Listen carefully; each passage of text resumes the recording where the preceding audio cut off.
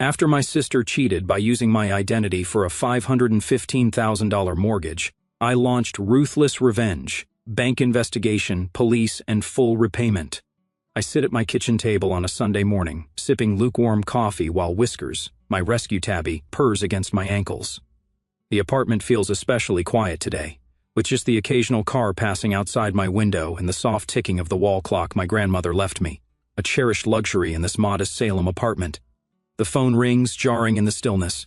Sierra Federal Credit Union flashes on the screen, probably another credit card offer. I almost let it go to voicemail, but years of being the responsible one kick in. "Hello, this is Marissa." "Good morning, Miss Lowell," a man's voice says, professionally warm.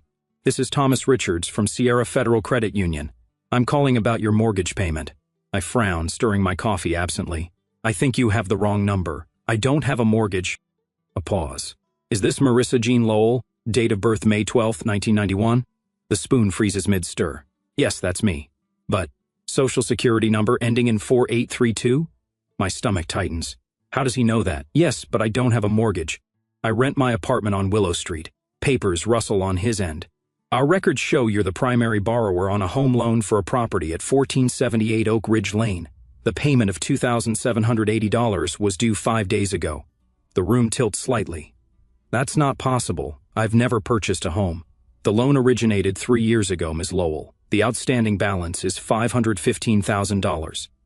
My coffee cup slips from my fingers, splashing across the table. Whiskers darts away as I scramble for a dishcloth. "This has to be a mistake," I say, my voice unnaturally high as brown liquid seeps into my calendar. "I never applied for a loan. I never signed mortgage papers." "I understand your concern, Ms. Lowell." His tone shifts from collection to customer service. "This could potentially be a case of identity theft. You'll need to file a dispute claim right away." Identity theft. The words echo as memories flash through my mind. Credit alerts I dismissed as system errors. A pile of mail from Sierra Federal I tossed aside, thinking they were promotional materials. The unexplained dip in my credit score when I applied for that apartment on Cedar Street last year. "Who?" My voice catches. "Do your records show who else is associated with this loan?" "I'm afraid I can't share that information over the phone, Ms. Lowell. You'll need to visit a branch, with proper identification." My fingers clench around the soaked dishcloth. "What's the address?" "The property address again?"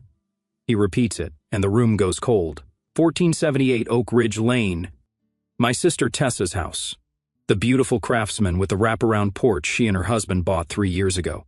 The home she proudly showed me through, room by room, while I admired the hardwood floors and built-in bookshelves. The house I helped her decorate, hanging curtains and arranging furniture over countless weekends.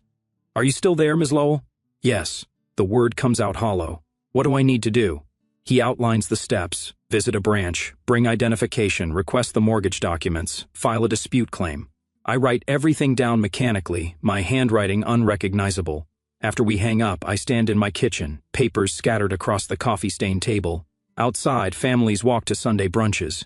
A neighbor calls to her children. Normal Sunday things while my world collapses around me. I walk to my desk and pull out my meticulously organized file stacks, tax returns, medical forms, school permission slips.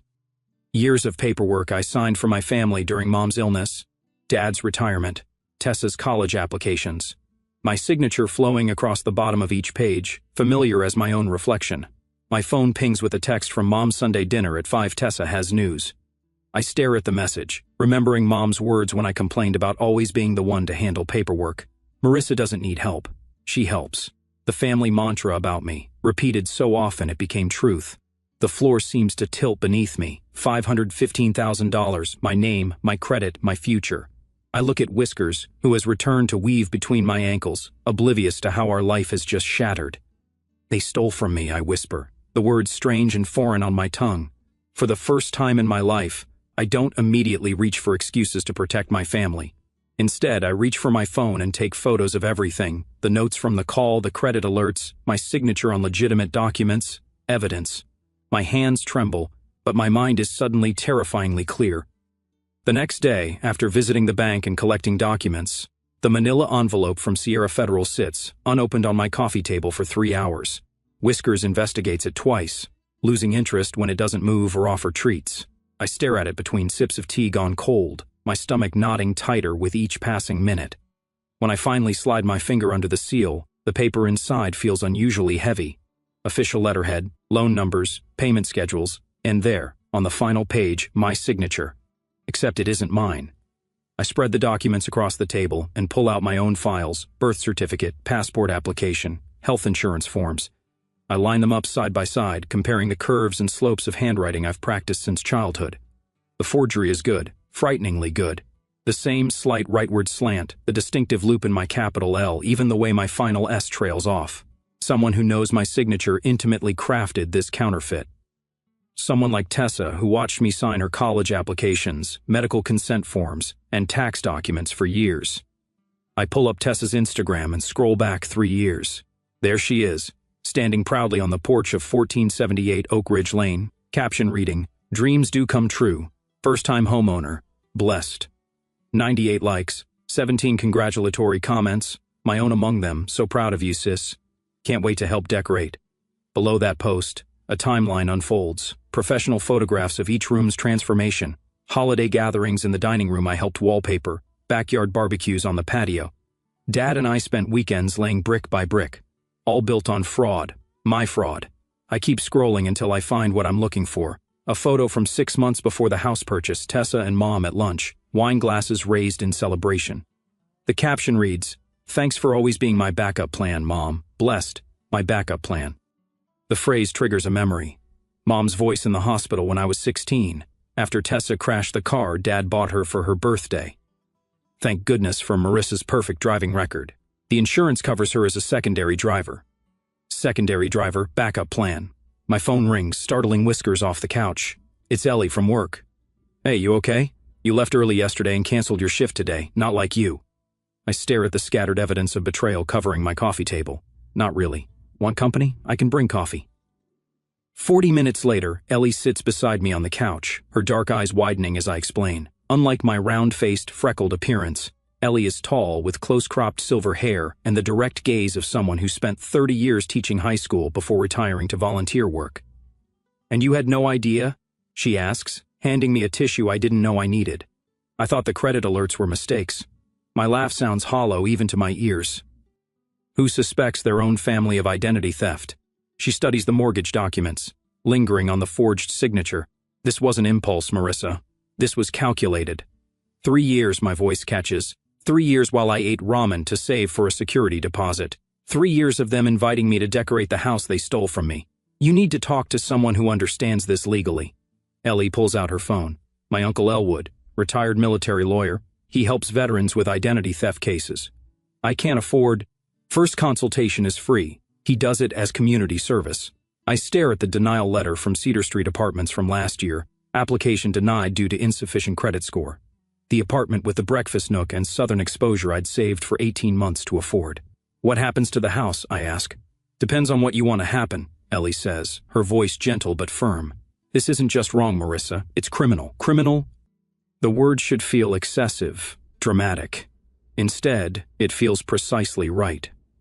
My phone pings again. Another text from Mom. Don't forget Tessa's housewarming next Sunday. Bringing that spinach dip everyone loves? I set the phone down without responding.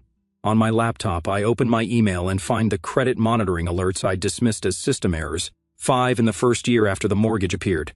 3 more last year, when Tessa apparently opened a line of credit for home improvements. Another ping. Dad, this time. Need help with your taxes this weekend? My taxes, which he's prepared for me since I was 16, giving him access to my social security number, employment history, and financial records year after year. The anger rises slow and steady, like water filling a bathtub. Not the quick flash of irritation I've felt before, but something deeper, more substantial. This anger has weight to its substance. Will you call your uncle? I ask Ellie, surprised by the steadiness in my voice. She nods, already dialing. You're doing the right thing. Outside my window, a family walks by. Parents holding hands, children skipping ahead, normal Sunday things. But inside my apartment, surrounded by evidence of 3 years of calculated betrayal, nothing will ever be normal again. I gather the documents into a new folder labeled Fraud Evidence in bold black marker, the first decision I've made for myself in years. The text arrives Thursday afternoon while I'm cleaning kennels at the shelter, Sunday dinner at 5. Important family news, don't be late. Mom's tone, even through text, carries that familiar command wrapped in sweetness. I stare at the phone, my stomach knotting. 3 days since Mr. Crane helped me file the police report. 3 days of silence from my family after I stopped answering their calls. 3 days of finally sleeping through the night with Justice, my newly adopted shepherd mix, curled against my side. Everything okay? Ellie appears in the doorway, her salt and pepper hair escaping from her bandana. She holds 2 mugs of coffee, extending one toward me. Family dinner summons. I take the mug, inhaling the rich aroma. They want me there Sunday. Ellie leans against the doorframe. Are you going? The question hangs between us. Am I going? Before the mortgage discovery, I wouldn't have considered refusing. But now? Yes. The word surprises me. I need to see their faces when I ask them directly. Ellie nods, no judgment, just understanding. That's why I told her everything first. That and the coffee she silently brought me that morning. I came to work with red-rimmed eyes. Mr. Crane says I need to control the narrative, I say, setting down my mug and returning to scrubbing the kennel floor. If I don't confront them, they'll spin this into me overreacting. $500,000 isn't an overreaction. Ellie's voice hardens. It's fraud. The word still makes me flinch. Fraud. Identity theft. Criminal charges. Family words now. Will you call me after? Ellie asks. I nod, grateful for this unlikely friendship born from betrayal. Promise. Sunday evening, I park 3 houses down from my parents' Tudor-style home, needing those extra moments to steady my breathing. Justice sits in the passenger seat, his watchful eyes never leaving my face. Wait here, buddy. I won't be long. Inside my purse sits a manila folder with copies of everything. The mortgage documents, the credit reports, the police report. Mr. Crane's advice echoes in my head. Don't let them talk over you. Don't accept excuses. This wasn't a mistake, it was a calculated decision.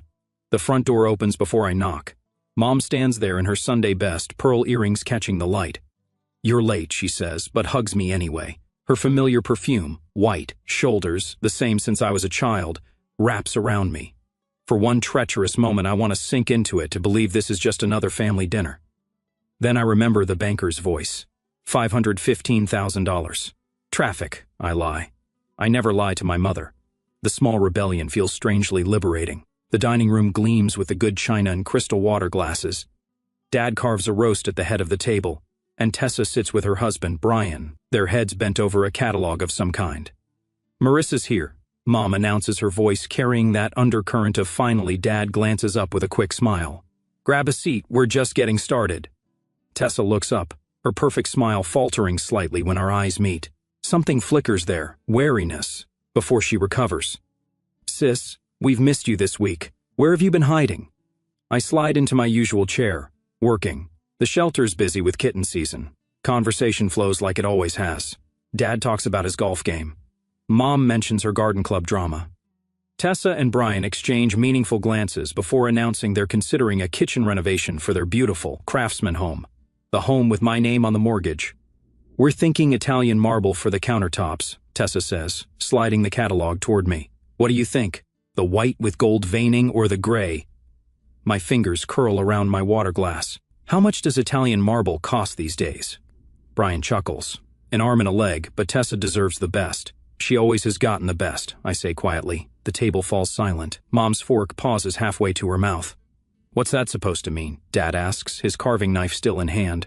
I reach for my purse, my heart hammering against my ribs. Does anyone know anything about a mortgage loan in my name for $515,000? The room freezes. No one moves. No one speaks. Then, this again? Mom sighs dramatically. Marissa, we've talked about how you overthink things. We haven't talked about this. I pull out the folder and place it on the table. I have copies of everything. The loan documents, the credit reports, the police report I filed Thursday. Tessa's face drains of color. Dad's knife clatters against his plate. Police report? Mom whispers. It was my name, I say, my voice steady for the first time in family memory, my credit, my future. Tessa recovers first, her expression hardening. You have good credit. I don't. What's the big deal? We make the payments. Except when you don't. That's why the bank called me. My fingers tremble, but my voice remains calm. You stole my identity. We didn't steal anything, Mom interjects. We borrowed your good name to help your sister get started. After all we've done for you. The familiar guilt trip slides off me like water.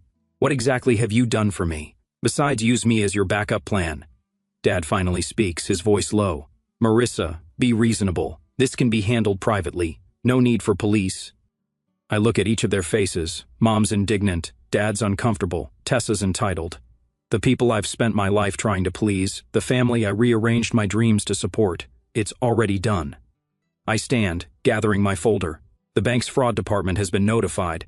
The police are investigating, and I'm not covering for any of you anymore. You can't be serious, Tessa's voice rises. They'll take our house. You mean my house? According to the paperwork. Mom rises, reaching for my arm. Think about what you're doing to this family. For the first time in 34 years, I pull away from her grasp. I am thinking about it. I'm thinking about how easy it was for you to use me. How none of you even considered what this would do to me.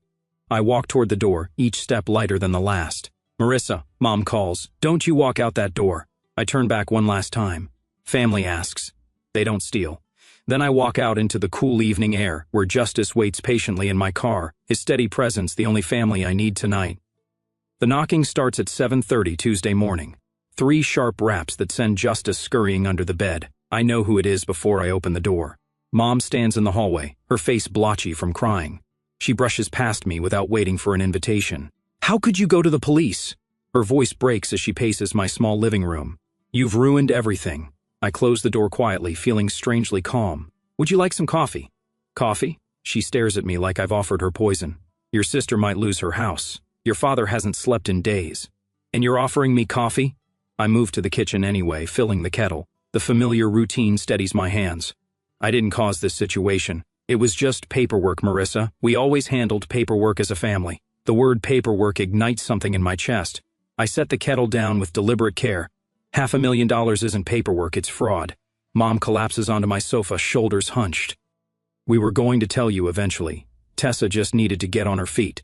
The bank wouldn't approve her loan with her credit history. So you stole mine? Borrowed, she corrects, not meeting my eyes. Your credit was perfect. You weren't using it. I walk to my desk and retrieve a manila envelope. The bank courier delivered it yesterday. The complete mortgage application with my forged signature on 17 separate pages. This isn't borrowing. I place it on the coffee table between us. This is theft. Mom pushes the envelope away without looking at it. Family helps family, you know that. Family asks, I say, the words coming from some new steel part of me. They don't steal. My phone buzzes for the 12th time this morning. Another text from Tessa. How could you do this to me? I silence it without reading the rest. Your sister has 2 children, Mom says, her voice low and accusatory. Where will they live if they lose the house? The same place I would have lived if the bank had come after me for the payments. The answer surprises me with its simplicity, maybe with their other set of grandparents, the ones with the vacation home in Bend. Mom's mouth tightens. I never raised you to be vindictive. No, you raised me to be reliable. I reach for my wallet and pull out a birthday card yellowed at the edges. Remember this? She takes it reluctantly. Inside, beneath the printed message, Dad's handwriting. Thank you for always being our backup plan. Your father meant that as a compliment. I know. I take the card back, running my thumb over the ink. That's what makes it worse. The kettle whistles. Neither of us moves. Mr. Crane says the bank may press charges. It's out of my hands now. Mom stands, suddenly fierce. That man has no business involving himself in family matters. He's my lawyer. He's filling your head with nonsense. We're your family. We would never hurt you. The laugh that escapes me sounds foreign to my own ears. Tell that to my credit score. Her phone rings, Dad's ringtone. She answers immediately, turning away from me. She won't listen. I know. I'll try. While she talks, I pour a single cup of coffee and add cream. Not for her, for me. When she hangs up, her expression has shifted from anger to calculation. Your father says we can handle this privately. No courts, no police. Tessa will set up a payment plan. Too late. I sip my coffee, the bitter warmth fortifying me. The bank's fraud department has everything. You can withdraw the complaint. I won't. After everything we've done for you, what exactly have you done for me? The question hangs between us, genuine in its curiosity. She blinks, momentarily lost. We're your family, that's not an answer. The silence stretches, broken only by Justice cautiously emerging from the bedroom to press against my leg. You were always so capable, Mom finally says, her voice small. You never seemed to need anything. The truth of this, the painful backward logic of it, settles in my chest. I'd been punished for my competence, exploited for my reliability. I needed to be seen, I say quietly. I needed to be asked, not used. Mom gathers her purse, her movements stiff. I'll tell your father you're not being reasonable. I walk her to the door, Justice trailing protectively at my heels. Before she leaves, Mom turns, her expression crumpling into something that might be genuine remorse. We never thought it would hurt you, she whispers. Your credit was so good. The door closes between us. I stand there, coffee cooling in my hand, understanding washing over me in waves. They hadn't failed to see me. They had seen exactly what they could take. My phone vibrates with a text from Mr. Crane. Bank suspended the mortgage. First victory. Justice nudges my free hand with his nose. I scratch behind his ears, feeling the strange lightness that comes with setting down a burden carried too long. We're going to be okay, I tell him. And for the first time in a week, I believe it. Next week, the animal shelter buzzes with activity around me. Barking dogs, volunteers chattering, the squeak of mop buckets against linoleum. But when Dad walks through the front door, everything else fades away. He stands uncertainly in the lobby, his navy windbreaker zipped despite the warm spring air, a manila envelope clutched in one hand. My stomach knots. I recognize that envelope, bank letterhead. You shouldn't be here, I say, my voice steadier than I feel. He glances at my coworkers. Can we talk somewhere private? I consider refusing but lead him to the small break room instead, closing the door behind us. The windowless space feels immediately smaller with him in it. He places the envelope on the table between us, his wedding ring tapping against the formica. We can handle this privately, he says. No need for courts or police. The fluorescent lights buzz above us. I wait. Your sister will lose everything, Marissa. I run my finger along a coffee ring stain on the table. She already took everything from me. She made a mistake. 3 years of mistakes? With my name on mortgage papers? The words taste bitter. That's not a mistake. That's a plan. He slides the envelope toward me. We've worked out a settlement offer. Your mother and I will cover half the debt. Tessa will make payments directly to you for the rest. Why now? Because you got caught? His eyes drop to his hands. The same hands that taught me to ride a bike, that signed my school permission slips, that waved away my concerns when I mentioned the credit alerts last year. This will destroy your mother's health, he says softly. Her blood pressure is through the roof. The doctor says, stop. My palm slams against the table. A coffee mug jumps, splashing cold liquid onto my work shirt. You don't get to use Mom's health to manipulate me. Not anymore. The familiar urge to comfort him rises within me, a lifetime habit of smoothing things over, making everyone else comfortable at my expense. But Mr. Crane's words echo in my mind. Their comfort has always come at your cost. Dad pulls out papers from the envelope. Just sign these and drop the police report. We'll handle the rest. I laugh, a sharp, unfamiliar sound. You want me to sign more papers? That's what started this whole mess. We're family. His voice cracks on the word. Family asks.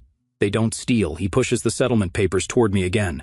The signature line waits at the bottom, blank and accusing. For a moment, I see all the other papers I've signed over the years. Medical forms during Mom's gallbladder surgery, financial aid applications for Tessa's college, insurance papers when Dad retired early. My phone vibrates in my pocket. A text from Mr. Crane, remember your worth. I stand, leaving the papers untouched.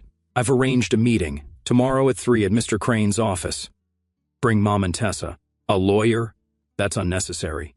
We can work this out ourselves. We tried that approach for 34 years. I gather the settlement papers and hand them back to him. It ends now. He takes the papers, his fingers trembling slightly. Your mother can't handle a legal battle. Then she shouldn't have started one. The shelter's intercom crackles to life, calling for assistance with a new rescue arrival. Dad flinches at the noise. I have to go, I say. 3 o'clock tomorrow. Don't be late. I turn to leave, but his voice stops me. I never signed anything. His words come out small, defensive. I just didn't ask questions. I face him one last time. That's worse. The next day, I arrive at Mr. Crane's office 30 minutes early. The retired military lawyer's space is modest but impeccable. Framed commendations on the walls, a worn leather chair behind his desk, a coffee pot that never seems to empty. They'll try to make you doubt yourself, he says, organizing the evidence folders with methodical precision. They'll appeal to your compassion, your sense of duty. I know, your entire identity has been built around being their safety net. He looks up, his eyes sharp behind wire-rimmed glasses. Are you prepared for them to fall? Before I can answer, the receptionist buzzes. The Lowell family is here. They file in silently, Mom clutching her purse strap, Dad looking anywhere but at me, Tessa, with red-rimmed eyes and defiant posture. No one sits until Mr. Crane gestures to the chairs opposite his desk. "Thank you for coming," he says, formal and detached. "Miss Lola's asked me to present the non-negotiable terms for moving forward." Tessa's mouth opens to interrupt, but Mr. Crane continues without pause. First item, full admission of identity theft and fraudulent representation. He places a document on the desk, my credit report, marked with red highlighter showing 3 years of unauthorized activity. Next to it, the forged mortgage application with my name scrawled at the bottom, nothing like my actual signature. Second item, complete restitution of all funds and damages. The bank's fraud determination letter appears next, followed by the police report I filed. Third item, professional family counseling before any relationship can be restored. Mom begins to cry, quiet tears tracking through her makeup. Dad places his hand over hers. "This is overkill," Tessa says, her voice tight. "We made a mistake, we're trying to fix it." "A mistake is accidental," I say, speaking for the first time. "This was deliberate and calculated and cruel." I pull out my own evidence, birthday cards from the last 3 years, each signed with variations of, "Thank you for always being our backup plan." The phrase that once seemed like a compliment now reveals its true meaning. "You didn't just steal my identity," I continue, my voice growing stronger with each word. "You stole my future, my peace of mind, my trust, Mr. Crane." Hands each of them a document outlining the terms. The home must be sold, the debt repaid in full, the legal consequences accepted. "You have 24 hours to decide," he says. "After that, we proceed with all legal remedies available." Mom's hand reaches across the table toward mine. "Marissa, please." I stand, gathering my folder. 24 hours. As I walk out, I hear Tessa's angry sob, Dad's heavy sigh, Mom's whispered, "What have we done?" For the first time in my life, I don't turn back to comfort them. A year later, the pottery wheel spins beneath my fingertips, clay slick and responsive. I center the lump with practiced pressure, thumbs creating the first depression as water drips between my fingers. Transformation begins. "Beautiful centering," comments Eleanor, the silver-haired instructor whose hands bear 60 years of clay work. "You've got a natural feel for it." I don't deflect her praise like I once would have. "Thank you. It's becoming meditative." Sunlight streams through the studio's west windows, catching dust motes and turning them golden. A year has passed since that Sunday morning phone call shattered everything I thought I knew about family. Justice, my 3-legged shepherd, the shelter's longest resident until I signed the adoption papers, snores softly in the corner. The studio owner lets him stay during weekend workshops, another small kindness in my reconstructed life. "Going to glaze the reclamation collection today?" Eleanor asks, adjusting a student's hand position across the room. I nod, hands steady as I pull the walls of what will become a mug. The gallery wants them next week. The reclamation collection, 7 pieces, mugs, bowls, a teapot, each bearing the fingerprint swirl I've made my signature. Each piece started broken, shards of abandoned pottery I gathered and crushed, then mixed into fresh clay. Destruction and renewal combined. My phone buzzes. Mom's weekly text, "Coffee Tuesday?" I'll accept, as I have for the past 3 months. Our conversations remain careful, circling authenticity without quite landing. She brings photos from old family albums. I bring boundaries, reinforced by my therapist's quiet encouragement. Dad still won't speak to me. Some relationships can't survive truth. Tessa serves her community service hours at the county animal control office. Irony not lost on either of us when she called, voice small with shame, asking if the shelter needed volunteers. I referred her elsewhere. My domain remains mine. Her restitution payments arrive monthly, on time. "Marissa?" A voice pulls me back. Daria, a shelter volunteer, stands hesitantly at my wheel. "Sorry to interrupt your class, but can we talk afterward?" I recognize the familiar strain in her expression, the look of someone carrying secrets too heavy to bear alone. "Family stuff?" I ask gently. Her eyes widen. "How did you know?" "Experience." I wipe clay from my hands. "I'll meet you at Riverside Cafe in an hour." After she leaves, I return to my creation, hands finding their rhythm. The clay responds to pressure, expanding upward, taking form. I shape the lip with decisive movements. No wobble, no uncertainty. Next week, someone will purchase this mug, run their fingers along its surface, feel the subtle texture of reclaimed materials beneath the glaze. They'll never know its origin story, how destruction became creation. But I'll know. I glance at Justice, who lifts his head at my attention, tail thumping against the floorboards. "Almost finished," I tell him, smoothing the mug's handle with my thumb. When the piece sits completed before me, I add my maker's mark to the bottom, a small, perfect boundary that declares, "This is mine, this is what I made." This stands on its own.